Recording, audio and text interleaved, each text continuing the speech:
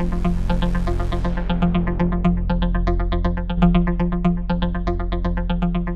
I'm Movie Morgan and welcome back to my channel. This is my first official video with an actual topic. I'm super excited about it because we're going to be talking about The Hunger Games, the book. I know I said there would be a lot of talk about movies, but I decided to do a reread, and I'm really excited about it because I haven't read this book since like 2013, I think. So I decided to do this reread because I'm obsessed with The Hunger Games and I love the movies so much. I think the movies are fantastic. I think they're really well done. That's why I haven't read the books in so long, because I love the movies and I didn't want to go back and forth between the books and movies because I love the movies so much. I didn't want the book to ruin it for me. One thing about me is I like to watch the movie before I read the book. It's like an unpopular thing to do, but that's what I like to do because I think that reading the book before seeing the movie tends to ruin the movie for me and a lot of people because they keep comparing the book to the movie and you can't really enjoy the movie. So I'd rather enjoy the movie first, see if I actually like the story, and then go to the book after, because then I can get all the inner details. There's so much that I'm learning in this book right now that I totally forgot about because the movie's not in first person and the book is. When I opened the book, I totally forgot it was in first person. Then you get to hear all of Katniss's inner thoughts, and in the movie, you don't. So I already see some huge differences in Katniss. I actually own all 3 books on my Nook from years ago. That's where I first read the books on. And I think my sister borrowed the books from someone. So this is not the original copy that I first read the book on. I wish it was. This was my sister's copy from a class she actually had to read this for. You guys have read this or seen the movie and you haven't read the book, or you have read the book and you forgot, then this will be good for you too, because there's a lot of details in here that you wouldn't really catch in the movies. So I'm excited to share those with you, and I'm definitely a huge supporter of these movies, like I've said a million times right now. But I'm going to see if this book changes my mind and turns me to the books over the movies, because I definitely love this book, but I think the movies are just incredible. So just so you know, there's going to be spoilers if you don't want to watch this. So after all that nonsense, let's dive in. I'm super excited to talk about chapter 1. I am on chapter 5 right now. I'm going a little bit ahead, but I'm just going to talk about chapter 1. The book first starts off with Katniss waking up, and she's looking for Prim on the other side of her bed. And she realizes Prim must have gone with her mother to sleep because she probably had nightmares. And Katniss says, "This is the day of the reaping." Then Katniss begins to describe a little bit about Prim and her mom. And she talks about the cat that's guarding Prim in the bed. She describes the cat as having a mashed-in nose, half of one ear missing, eyes the color of rotting squash, the world's ugliest cat. And Prim named him Buttercup, insisting that his muddy yellow coat matched the bright flower. He hates me, or at least distrusts me. Katniss goes on to say, he's not too bad now. He catches the occasional rat. Then she mentions that she's going off to hunt in the morning. And she has a little gift next to her bed, and it is goat cheese wrapped in basil. That's not in the movie, so I thought I'd point it out because I thought that was really cute. It's from Prim. And then she goes on into District 12. This was something I totally forgot about. Katniss describes her part of District 12 as the Seam, S-E-A-M. That's what they call their part of District 12. That's where all the really poor people are. She describes people as being really hunched over, worn down. Her house is at the edge of the seam. It's right near the meadow and the fence that encloses all of District 12. The famous fence that she passes through to go to hunt. She says it's supposed to be electrified 24 hours a day, but usually 2 or 3 hours in the evenings. It's safe to touch, or every now and then when they get electricity, the fence is not electrified. When she finally gets in the woods, she retrieves a bow and arrows from a hollow log. So she hides her bow in the woods. And then she talks about how her father taught her to hunt, but he blew up in a mine explosion when she was 11. And she says, 5 years later, I still wake up screaming for him to run. So that means she is 16 at the time of this book. I don't know what age I thought she was, but I didn't think she was 16. I don't know why. She goes on to say that trespassing in the woods is illegal, and poaching carries the severest of penalties. And she said that most people would go in there if they had weapons. Her bow is a rarity. Her father crafted it for her. And if the peacekeepers found out, then he would be publicly executed because it's seen as sort of a rebellion, making a bow, I guess. She hides them in the woods with carefully wrapped waterproof covers. And she says most of the peacekeepers keep a blind eye to the people that hunt because they want fresh meat too. And Katniss goes to say that she used to talk crap about District 12 basically, and talk crap about the capital and Panem, their country. That's the first time she mentions that. And then she learned to hold her tongue. She says, you never know who might hear you. She mentions she doesn't really talk much at all because of that.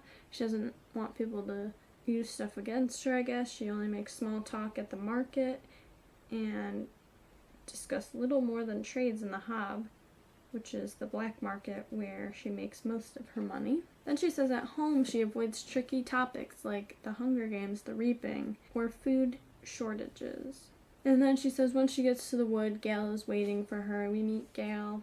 Gale says she never smiles except in the woods. I thought that was kind of a cute thing. Then he calls her Catnip, and the reason behind Catnip is that when she first told him her name, he thought she said catnip, but then a lynx started following her around in the woods looking for handouts, and that's when the nickname became official. So that was something I kind of forgot why he called her Catnip. I knew it was kind of because her name kind of sounds like it, but then Katniss says she had to kill the lynx because it scared off Game. So that was a little sad. And Gale goes, look what I shot, and holds up a loaf of bread. It kind of shows Gale has a sense of humor. You don't really get that too much in the movies. You get a little snippet of it. They share the bread. Katniss says it makes her mouth flood with saliva. And fine bread like this is for special occasions. That just shows how they do not have enough food in 12 and that bread is hard to come by. Gale traded a squirrel for it, which to me seems crazy, like a squirrel for a little roll of bread, but that's how it is. And then they put Prim's cheese on it that Katniss put in her pocket, by the way. I thought that was weird.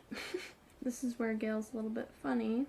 He mimics Effie Trinket, the maniacally upbeat woman who arrives once a year to read out the names at the reaping. So that's when we first learn about Effie. He is, I almost forgot, Happy Hunger Games. And may the odds, Katniss finishes the sentence, be ever in your favor. Sorry for that horrible accent there. We have to joke about it because the alternative is to be scared out of your wits. Besides, the capital accent is so affected, almost anything sounds funny in it. So I guess the capital has a certain accent. I thought that was a bit funny. Also, she says that Gale is the only person with whom she can be herself. So I thought that was a little cute. Because she's kind of always taking care of Prim, doesn't have many friends. I like that a little bit because I feel like Gale is a little hated on now because of what happens in the last book. That just shows they have a good relationship and a good friendship as of now. So Katniss probably has the same features. And then she says her mom and Prim look out of place with light hair and blue eyes. I'm assuming they do have blonde hair in the book. I guess that's what light hair means. You don't know what the author means. She could mean like a lighter brown because Gale's hair is straight black hair, so Katniss's hair is straight black. So it could be lighter than that, like a light brown, but I'm going with blonde because that just makes more sense, and that's what the movie does with it. She goes to describe her family. Her mom's parents were part of a small merchant class that caters to officials, peacekeepers, and the occasional seam customer, which I forgot about. and they ran an apothecary shop in the nicer part of District 12. Her father got to know her mother because he would sometimes collect medicinal herbs from the forest and then sell them to her in her shop to be brewed for medicines. I thought that was a little bit cute because in the movies you don't really know how their parents met or anything really about her father except that he died in the mine explosion. You get to learn a little bit about her dad throughout this book, which I really like because it has a lot to do with who Katniss is and her personality. Her mom must have really loved him to leave her home for the scene, so she moved from like a little higher class part of 12 to the lower class. Katniss says, I try to remember that when all I can see is the woman who sat by blank and unreachable, while her children turned to skin and bones. I tried to forgive her for my father's sake, but to be honest, I'm not the forgiving type. So you can tell by that line there's a little problem there. She gets more into that later. And then Katniss says that moment feels like a holiday, except for the fact that they have to be at the square at 2 o'clock, waiting for names to be called out. So that was kind of a fun little detail for me to hear that the reaping's at 2 o'clock, because you don't really know when it's at, and I like to know those little details, so that was kind of cool. Then Gale suggests to leave. They say they want to go to the woods. Katniss says, I never want to have kids. Gale says, I might if I didn't live here. And Katniss says, but you do. And Katniss just thinks about how they can't leave. And then goes to say there's never been anything romantic between Gale and me. When we met, I was a skinny 12-year-old, and although he was only 2 years older, he already looked like a man. So that means Gale is 18, and Katniss is 16. They met when they were 12 and 14. I just like to know those little details because it brings me a little closer to their world, and I just like to know more about the characters. She says there's nothing romantic between them, but I'm like, that line is just so obvious to me that something in the future is going to happen with their relationship romantically. That was kind of like a giveaway sentence for me. And Katniss says he's good looking, he's strong enough to handle the work in the mines, he can hunt, and she says you can tell by the way girls whisper about him when he walks by in school that they want him. She says that makes me jealous, but not for the reason people would think. Good hunting partners are hard to find. I thought that was so funny because Katniss is actually a really funny character, but you don't really get to see it too much in the movies. So I'm liking to hear her little jokes to herself. They collect a dozen fish, a bag of greens, and a gallon of strawberries from the woods. Then they go to the Hob and they trade a little bit. They talk about Greasy Say. It's a bony old woman who sells bowls of hot soup from a large kettle. They want to be on good terms with her because she's the only one who can be consistently counted on to buy Wild Dog. I was like, that's disgusting and that's so sad. I mean, I guess I understand. They're starving, but they're mad that she's the only one who buys Wild Dog, I guess. And Katniss says, we don't hunt them on purpose, but if you're attacked and you take out a dog or two, well, meat is meat. And I guess they're right with their situation there, but it's still sad. And Greasy Say says, once it's in the soup, I'll call it beef. And she says no one in the scene would turn up their nose at a good leg of Wild Dog, but the peacekeepers who come to the Hob can afford to be a little choosier. So I just really like her ironic attitude here. I like her humor. So then she goes to the mayor to sell the strawberries, and the mayor's daughter opens the door. This part is not in the movies. Okay, the mayor's daughter Madge and the mayor are not in the movies. That is the one thing I'm very upset about, because this character Madge is actually really, really important, and she is just left out of the movies. That's the only thing I'm angry about. Katniss says you'd expect the mayor's daughter to be a snob, but she's not. She actually likes her. Katniss and Madge always end up together doing things because they both like to keep to themselves. So they eat lunch with each other, sit next to each other at assemblies, partner for sports activities, and Katniss goes, we rarely talk, which suits us both just fine, which I thought was funny because that says a lot of Katniss's personality, that she's not really a talkative person like me, which I like. I just like those little comments where you get to learn a little bit more about her character. Gale says pretty dress to Madge, And Madge says, well, if I end up going to the Capitol, I want to look nice, don't I? Gale says, you won't be going to the Capitol. His eyes land on a small circular pin that adorns her dress. Real gold, beautifully crafted.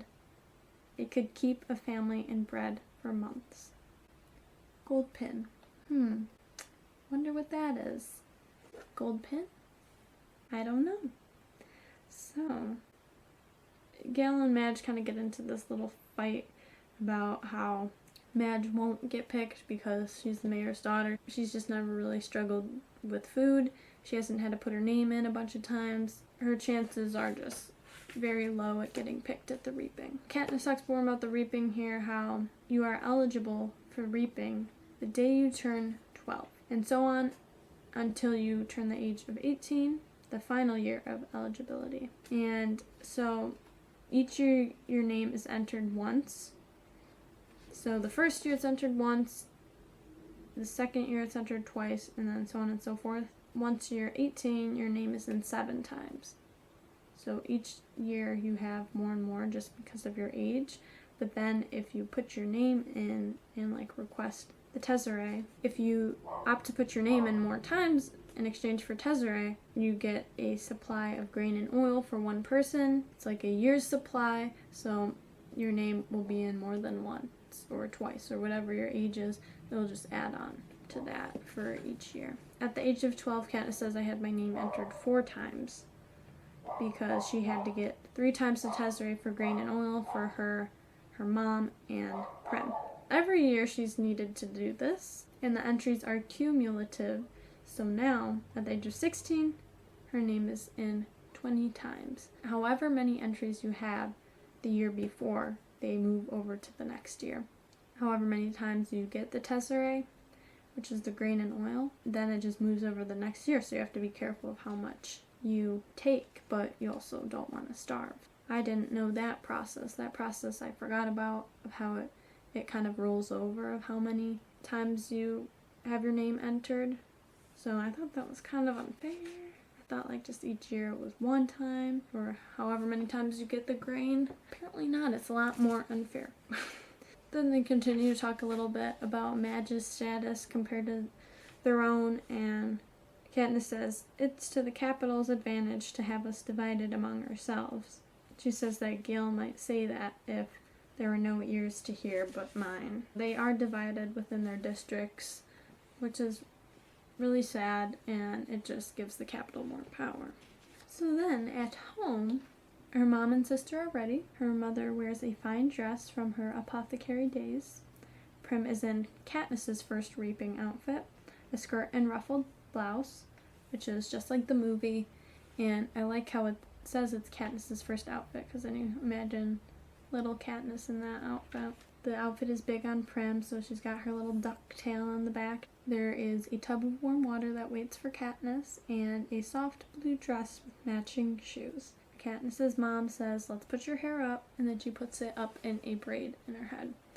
And that is the second braid that has been mentioned in this book. When she goes out to hunt, her hair is in a braid, she says. Definitely getting the symbolism of the braid here. Katniss says, tuck your tail in, little duck, to Prim. And then they eat, and at 1 o'clock they head for the square.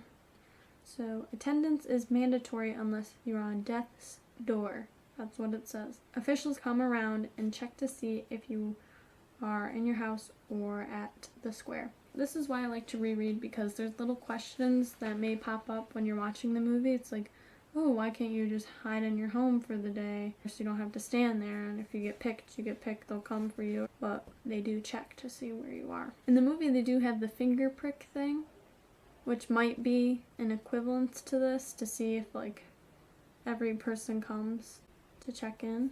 She describes the square as actually being kind of nice on public market days, but there are camera crews perched on rooftops, and you can just tell it is not a good day. The reaping is a good time for the Capitol to keep tabs on the population, because the 12 through 18-year-olds are roped up in marked areas. The oldest are in the front, the youngest are in the back. She says District 12's population is at about 8,000, which is something you don't really know. I think, from the movies. I think they mention in Mockingjay. Latecomers to the reaping can watch the event on screens because it's televised live by state. She said 2 of the 3 chairs are filled with Madge's father, Mayor Undersea, who's a tall, balding man, and Effie Trinket, District 12's escort, fresh from the Capitol with her scary white grin, pinkish hair, and spring green suit. The mayor steps up to the podium and begins to read. He tells the history of Pan Am and how it rose out of the ashes of a place that was once called North America. He lists the disasters, the droughts, the storms, the fires, the emergencies that swallowed up so much of the land, the brutal war for what little sustenance remained. The result was Pan Am, a shining capital ringed by 13 districts, which brought peace and prosperity to its citizens. Then came the dark days, the uprising of the districts against the capital. 12 were defeated, the 13th obliterated. The Treaty of Treason gave us the new laws to guarantee peace, and as our yearly reminder that the dark days must never be repeated. It gave us the Hunger Games. That gives you a little sense of the history of what's happening in this world. The rules of the Hunger Games are simple. In punishment for the uprising, each of the 12 districts must provide 1 girl and 1 boy, called tributes, to participate. The 24 tributes will be imprisoned in a vast outdoor arena that could hold anything from a burning desert to a frozen wasteland. Over a period of several weeks, the competitors must fight to the death. The last tribute standing wins. So it says they will fight for several weeks. That seems like a long time. When you watch the movies or even read the books, they pass time a little quicker. So I don't know if for this games they have the whole thing lasting for weeks. Because it honestly seems like it lasts for a week, maybe. I guess it lasts for weeks, which is kind of insane. That's a long time, and it's all being televised too. So, like, what do people even do during this? Like, do they just sit at home and watch the games, or is it on at everybody's workplace? I know it is in the districts. They have it on while they work, but in the capital they just sit around. I guess we'll find out, maybe. So they take kids from our districts, forcing them to kill one another while we watch. This is the capital's way of reminding us how totally we are at their mercy, and how little chance we would stand of surviving another rebellion. So she says, whatever words they use, this is the message.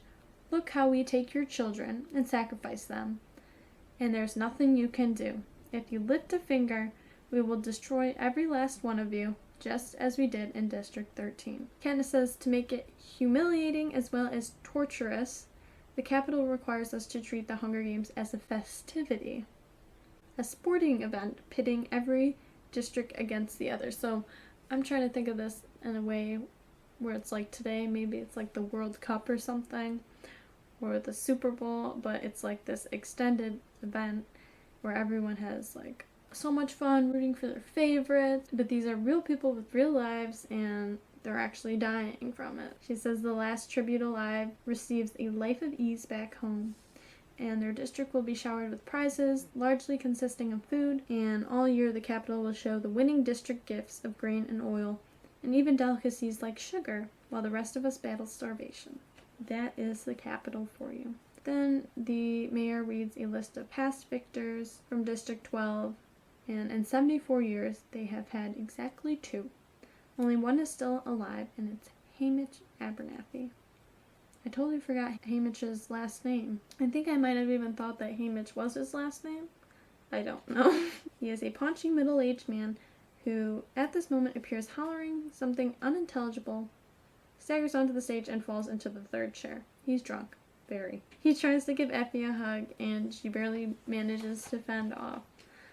So that is Hamish for you. Then we get a little sense of Effie, who goes to her podium and gives her signature quote, "Happy Hunger Games, and may the odds be ever in your favor."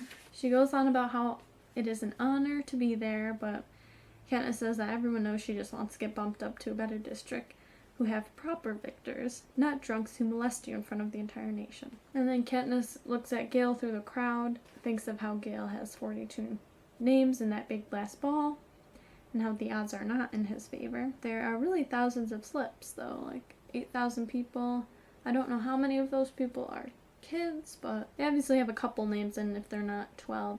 Effie Trinket says, as she always does, ladies first. And she crosses to the glass ball with the girl's name, reaches in, digs her hand deep into the ball, and pulls out a slip of paper. The crowd draws in a collective breath, and then you can hear a pin drop. And I'm feeling nauseous and so desperately hoping that it's not me, that it's not me, that it's not me. Effie Trinket crosses back to the podium, smooths the slip of paper, and reads out the name in a clear voice. And it's not me. It's Primrose Everdeen. And that is where we end chapter 1. I absolutely love this chapter. You learn so much about the district, so much about the capital and Panem. This is like the only chapter that we're fully, completely in District 12. The rest is kind of the transition into the next parts. I don't want to give stuff away yet if you forgot. We learn a lot about District 12, about Katniss's life there. I just absolutely love this book. I'm so excited to continue talking about it. So there are, I think, 27 chapters. That's a lot to talk about. So I may or may not be doing all of them, but I just wanted to do the first chapter. I will definitely do couple of the chapters. So next time is chapter 2. I'm Movie Morgan. Happy Hunger Games, and may the odds be ever in your favor.